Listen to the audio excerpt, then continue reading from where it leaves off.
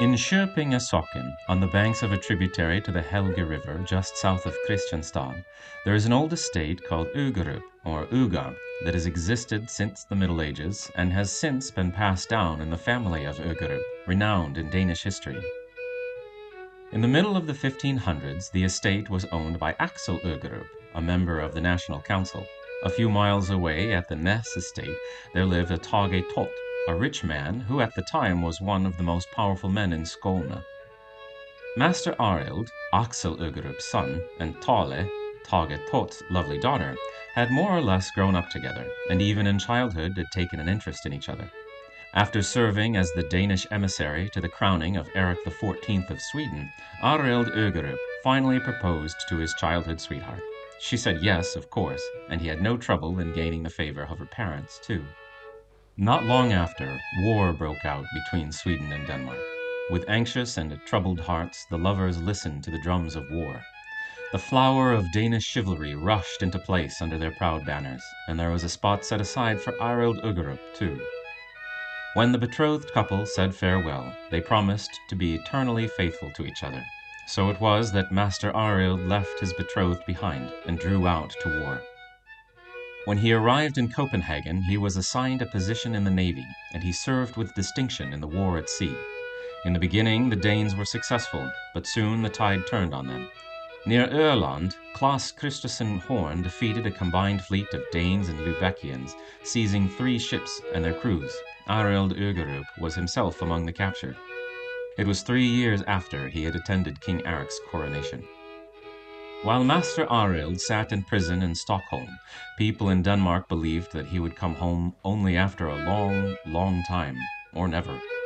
Thott, who watched his daughter dismiss one suitor after the other, finally declared that she would cease this behavior, and that she must choose someone other than Arild. His daughter pleaded and wept and wailed, but neither prayers nor tears availed her. Her father forbade her to think of her betrothed, and explained in no uncertain terms that she was to marry another. A difficult time followed for the abandoned girl. Many was the night that she sat weeping by her window, sighing the name of the man for whom she would give her life. Winter came and went, and then spring, but Arild did not come. Finally, the day came when she submitted to her father's will, to marry the man he chose for her. During that whole time, Arild sat in the prison tower, thinking only of how he might once again be free. He drew up one plan after the other, each one more daring than the last, but rejected them all. When he finally believed he had found a way to be quit his shackles, he wasted no time. He begged King Erik for leave to travel home and celebrate his wedding, as well as time enough at Ugerup to harvest the crop he would sow that year. The king granted his request and allowed him to go free, once Arild had given his word as a knight to return to captivity as soon as his crop was ready. He hurried now to Skåne, but when home he learned what had happened while he was away, and that his bride, at her father's command, was to marry another. He raced to Näs, where his arrival caused both joy and consternation. Sir Tage would not hear of a wedding, and declared sternly that his daughter would belong to the man he had appointed for her. But Arild quickly put an end to the trouble by eloping with Thale to Denmark. Once married, there was nothing Sir Tage could do about it, and he accepted Arild as his son-in-law. Now it was time to sow a crop that would take a good long time before it was ready for harvest, and Master Arild sowed his fields with pine seed. When winter approached, King Erik thought Arild ought to be finished with his harvest and sent a message commanding Arild to return to Stockholm. But Arild convinced the messenger that his seed had not yet come up from the soil yet, much less matured to harvest.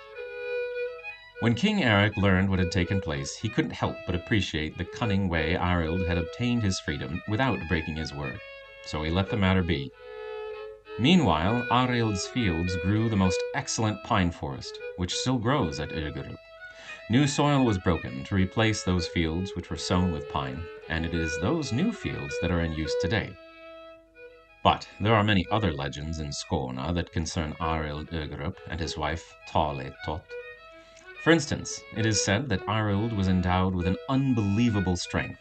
There were 2 iron hooks set into the archway at the entrance to Ugerup, and Arild, when he rode home from Helsingborg, would grab one hook in each hand and lift himself and his horse up off the ground. Only after that demonstration of strength would he ride into the courtyard. Lady Thale, as well as her husband, were kind and benevolent to their people. One midsummer eve, when everyone was gathered on the green to dance, the lady asked her husband if she could give the people as much food as she could carry out in one trip.